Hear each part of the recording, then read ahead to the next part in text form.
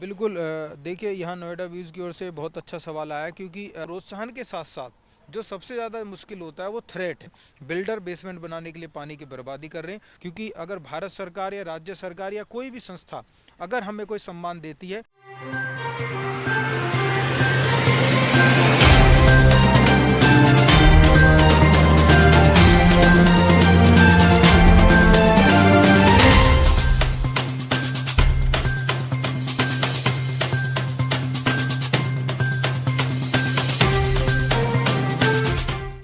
मैं Kapil Chaudhary, editor in chief Noida views. साथियों, आज हमारे साथ एक ऐसे शख्स हैं जहां भी कहीं पर्यावरण की बात होगी या कोई पर्यावरण को नुकसान पहुंचाने का कोई मुद्दा होगा, वहां आपको गौतम बुद्ध नगर के सबसे बड़े पर्यावरणविद विक्रांत तोमर जी खड़े मिलेंगे। आज हम उनसे आपको मिलवाते हैं और उनके बारे में आपको जानने को मिलेगा कि वो कैसे इस फील्ड में आए और कैसे वो काम कर रहे हैं। आइए चलते हैं। विक्रांत जी, आपका हमारे चैनल में बहुत बहुत स्वागत है। Thank you very much. Vikrant ji, जैसे आजकल जो हमारे युवा हैं वो राजनीति में बहुत ज़्यादा जा रहे हैं या फिर और समाज सेवा का फील्ड चुन रहे हैं जो अदर मतलब वो दिखावे की होती है, लेकिन आपने एक ऐसे फील्ड को चुना जिसकी सबसे ज़्यादा ज़रूरत थी, जिसकी आगे बच्चों के फ्यूचर के लिए और जो हमारे जो टाइम चल रहा है इसके लिए भी सबसे ज़्यादा ज़रूरत है। तो आपने ये फील्ड कैसे चुना और मतलब कहाँ से जन्म हुआ ऐसी सोच का कि आप इस फील्ड में आए? थैंक यू नोएडा व्यूज़ का कि उन्होंने इस विषय के बारे में मुझे बुलाया और मुझे विचार रखने का मौका दिया। जहाँ तक पर्यावरण के विषय पर बात या काम करने की बात है, तो हम लोग 2010-11 का वो समय था जब हम लोगों ने ग्रेटर नोएडा के गांव खेड़ी भनौता से युवाओं के साथ मिलकर के इस अभियान की शुरुआत की। और क्योंकि उसका भी एक सीधा सा कारण था कि हमारे यहाँ भूजल जो है, अंडरग्राउंड वाटर बोलते हैं जिसे, वो तेज़ी से नीचे जा रहा है। जो हैंडपंप आसानी से पानी देते थे आज वो सूखते जा रहे हैं और तालाब सूखते जा रहे हैं। और इसके अलावा जो हमारे वेटलैंड्स हैं, जो लेक्स हैं, वो सारी कहीं ना कहीं ख़त्म होती जा रही थी। और घर घर में समरसेबल का चलन हो गया और घर घर में पानी की बर्बादी हो रही थी। बिल्डर्स भी तमाम कंस्ट्रक्शन सेक्टर के लिए या सप्लाई के लिए भूजल का काफ़ी दोहन कर रहे थे। इस पर हमारा ध्यान गया 2010-11 में, जब हम लोग कॉलेज के दिन थे उस दौरान। तो हम लोगों ने अध्ययन के दौरान, पढ़ाई के दौरान इस विषय को नोटिस किया और एडमिनिस्ट्रेशन से, डीएम साहब से या प्राधिकरण में इसकी बात की।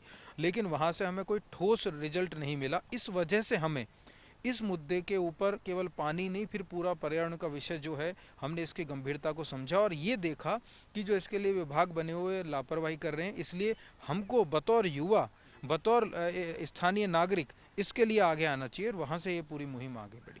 आपके जैसे स्टार्टिंग जब की थी आपने, तो क्या क्या मुद्दे थे आपके कि भाई मुझे क्या काम करना है, ऐसी क्या सोच थी और आगे? देखिए, जहाँ तक हमारे विजन, मिशन और मोटो की बात है, जो या एम की बात है, हमारा एम, हमारा जो मिशन है वो बिल्कुल क्लियर था। आज भी हम उसी पर काम कर रहे हैं।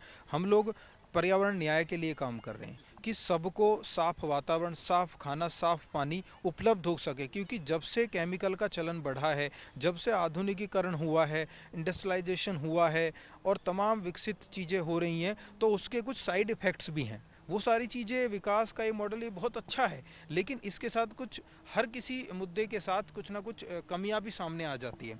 तो उन कमियों को देखते हुए, जैसे मैंने अभी ग्राउंड वाटर की बात की कि यहाँ भूजल की गिरावट 2 वर्ष, मतलब हर 2 वर्ष में आप देखोगे तो लगभग 4 मीटर नीचे पानी चला जाता है। तो ये असामान्य है। इतनी तेज़ी से अगर कहीं ज़मीन का पानी नीचे जाएगा तो लोगों की पहुंच से पानी दूर हो जाएगा। हमें भी दिल्ली या लातूर की तरह बाल्टी लेकर के पानी का इंतजार करना होगा। तो जहाँ तक मुद्दों की बात है, तो पानी का मुद्दा है, गिरते भूजल स्तर का मुद्दा है। इसके अलावा हमारे यहाँ तालाब ख़त्म होते जा रहे हैं, उन तालाबों की साफ़ सफाई का मुद्दा है। साथ ही साथ ग्रीनरी कम होती जा रही है, कृषि योग्य खेती कम होती जा रही है।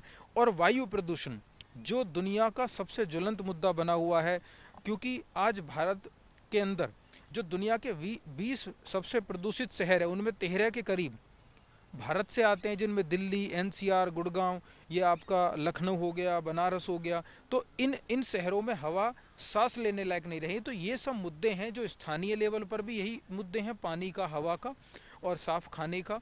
और ये मुद्दे ही देश के अन्य हिस्सों में भी हैं।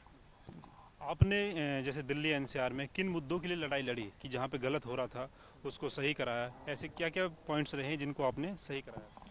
देखिए, हमने बील अकबरपुर वेटलैंड का मुद्दा उठाया जो हमारी दादरी में है। एक तरह से बहुत ही ऐतिहासिक और बड़ा ही पुराना झील है वो। लेकिन आज उसका ज़्यादातर हिस्सा जो है अतिक्रमित हो गया है, वहाँ यूनिवर्सिटीज़ बन गई हैं, बिल्डर के प्रोजेक्ट आ गए। तो बील अकबरपुर की झील को बचाने के लिए हमने सबसे पहले इस पर काम करना शुरू किया। जैसे भूजल दोहन की बात कर रहे थे, उसी दौरान हमने झीलों की तरफ फोकस किया।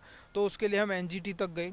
तो बील अकबरपुर की झील का जो मामला था वो एक हमारा मुख्य मुद्दा रहा। इसके अलावा जो तमाम तरह से पेड़ काटे जाते हैं अवैध रूप से, उन पर हम लोग लगाम लगाने के लिए वन विभाग के साथ सामंजस्य बिठाकर या वन विभाग को सूचित करके उसके लिए हम लोग काम करते हैं।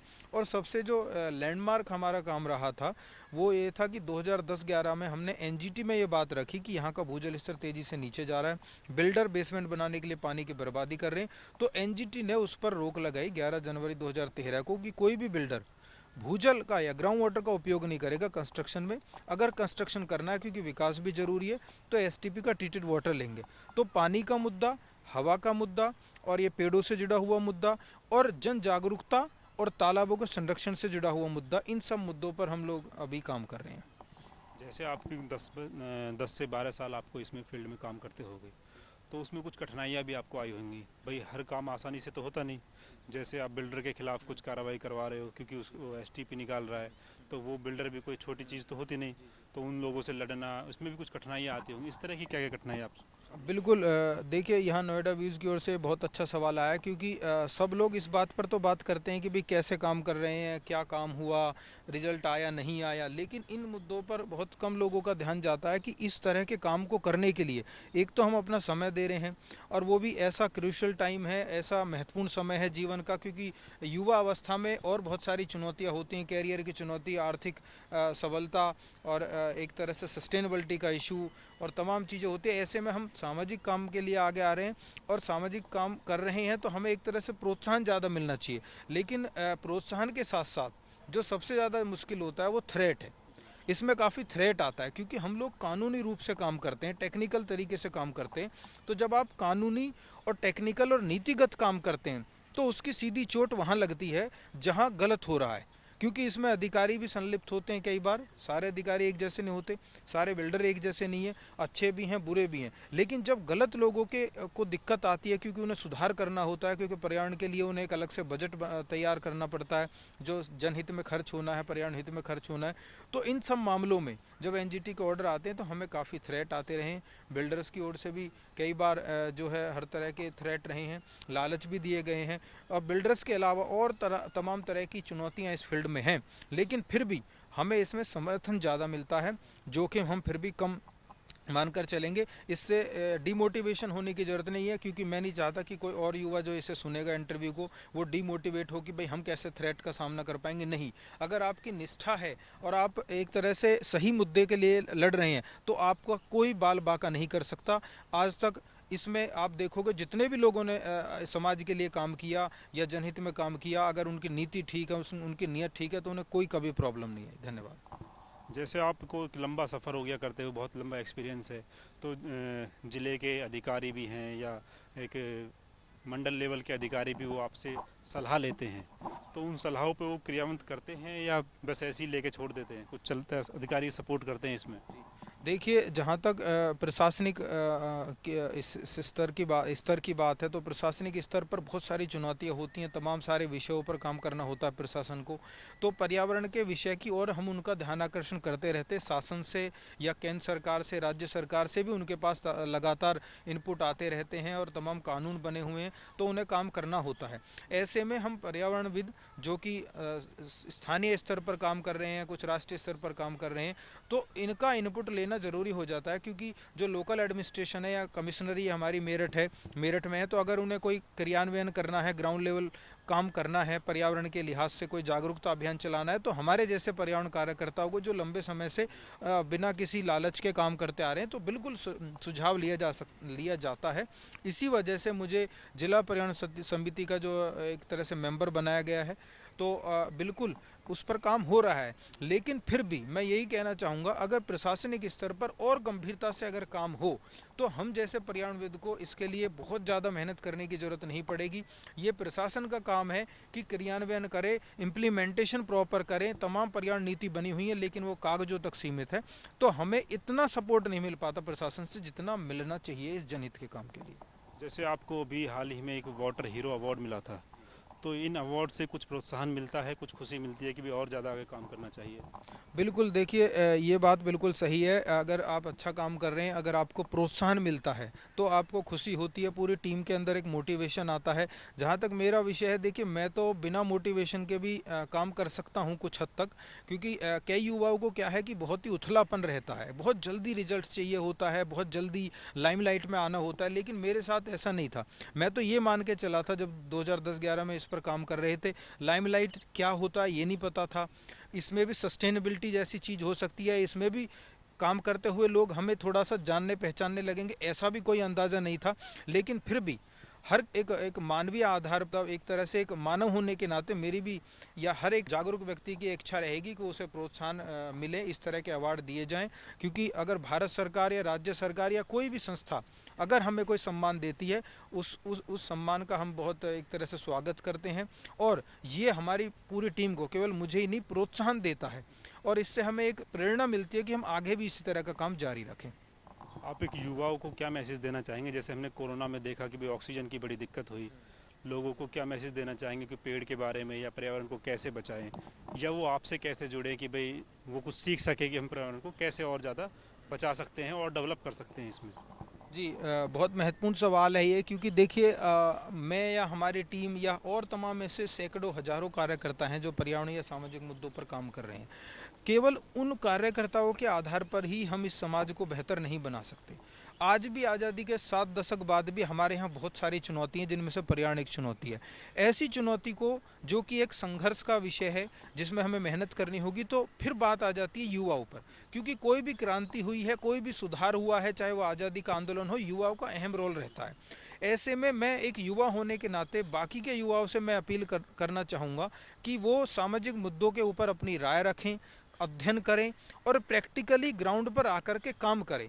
और कम से कम अगर वो समाज में आकर के बहुत ज़्यादा समय नहीं दे सकते हैं हमारी तरह, हमारे जैसे पर्यावरण कार्यकर्ता या सामाजिक कार्यकर्ताओं की तरह, तो वो कम से कम ये सुनिश्चित कर लें कि वो अपने जीवन में पानी की बर्बादी ना करें, पेड़ों की अवैध कटाई ना करें, अपने ये जो हमारे जीव जंतु हैं इनको नुकसान ना पहुँचाएं, या फिर वो अपने परिवार के अंदर इन चीज़ों को समाहित कर सके कि पानी की बर्बादी ना हो। लोग बोरवेल का कम से कम उपयोग करें, पानी कम बर्बाद करें, गाड़ी का कम उपयोग करें, पब्लिक ट्रांसपोर्ट का या साइकिल का ज़्यादा उपयोग करें। तो मैं युवाओं से यही अपील करना चाहूँगा, देश के निर्माण में और स्वच्छ और साफ वातावरण बनाने के लिए आप आगे आएँ, क्योंकि ये हमारी जिम्मेदारी है। हर सजग नागरिक को अपनी रिस्पॉन्सिबिलिटी निभानी चाहिए। ये केवल सरकार का काम नहीं है, ये किसी संगठन का ही काम नहीं है, ये प्रत्येक नागरिक का, प्रत्येक युवा की ये जिम्मेदारी है। और उम्मीद है इसके लिए युवा आगे आएंगे। धन्यवाद। मेरा एक आखिरी प्रश्न है आपसे। जैसे आजकल हम गाँव में बहुत ज़्यादा देख रहे हैं कि हर घर में समरसीवर है, जैसे ही लाइट आती है वो इसने चलाना स्टार्ट कर देते हैं। तो इस पे आपका उनसे कुछ कैसे संवाद करेंगे लोगों को कि उसका कम यूज़ करें, क्या कहना चाहेंगे उस पर? बिल्कुल, देखिए जो घर घर में समरसेबल हो गए बिजली से चलते हैं जो कि, और बटन दबाते ही आपको पानी बड़ी कैपेसिटी में मिलना शुरू हो जाता है। जबकि पहले लोग कुएं से पानी लाते थे, फिर हैंडपंप, तो उसमें कष्ट होता था, लोग ज़रूरत के हिसाब से पानी उपयोग करते थे। अब बटन दबाते ही आपको 1 मिनट में मतलब 150 लीटर पानी आ जाता है। ऐसी टेक्निक आ गई है, बोरवेल लगा दिए, घर घर में पंप लग गए हैं, तो इनसे काफ़ी पानी की बर्बादी हो रही है। तो ऐसे में हमें भी बहुत चुनौती आ रही है, क्योंकि जैसे ही हम किसी से बात करते हैं तो ये अपनी ईगो पे लोग ले लेते हैं। क्योंकि हम एक लोकतंत्र में रह रहे हैं तो सबको अधिकार है, लेकिन रिसोर्सेज का मिसयूज करने का अधिकार नहीं, ये वो भूल रहे हैं। तो हमारे सामने भी ये दिक्कत आ रही है कि लोग ईगो पे लेते हैं और झगड़े होने की स्थिति आ जाती है। लेकिन फिर भी ये अगर सभी युवा मिलकर के उनको प्यार से समझाएं और उनको बुरा ना लगे, इस तरीके से हम उन्हें समझाते हैं और सही पिक्चर पानी के बारे में, पानी का जो संकट है उसकी सही पिक्चर उनके सामने हम प्रस्तुत करते हैं कि ये संकट अपने आप में बड़ा संकट है और आप उसको और बढ़ाने का प्रयास कर रहे हैं, तो इसका हल किया जा सकता है। ऐसा नहीं है लोग मानते नहीं हैं। बहुत ऐसे उदाहरण हैं जिन लोगों ने समरसेबल का उपयोग जो पहले ज़्यादा करते थे अब कम करना शुरू कर दिया है। बाकी अगर मैं इसमें लीगल पॉइंट ऑफ व्यू से अपनी बात कह करके ख़त्म करना चाहूँ तो अब उत्तर प्रदेश में भूजल बर्बादी को रोकने के लिए कानून आ गया है, ग्राउंड वाटर एक्ट हो गया है। उससे संबंधित अधिकारी हर जिला स्तर पर बैठते हैं, वहाँ इसकी शिकायत की जा सकती है। शिकायत के बाद उसको सील किया जा सकता है और उनको जो है चेतावनी दी जा सकती है। धन्यवाद। विक्रांत जी, आपका बहुत बहुत धन्यवाद, आपने हमें बहुत कीमती समय दिया, उसके लिए आपका बहुत बहुत धन्यवाद। बहुत बहुत धन्यवाद नोएडा व्यूज़ की ओर से, उन्होंने हमें समय दिया और ये मौका दिया। Thank you. धन्यवाद।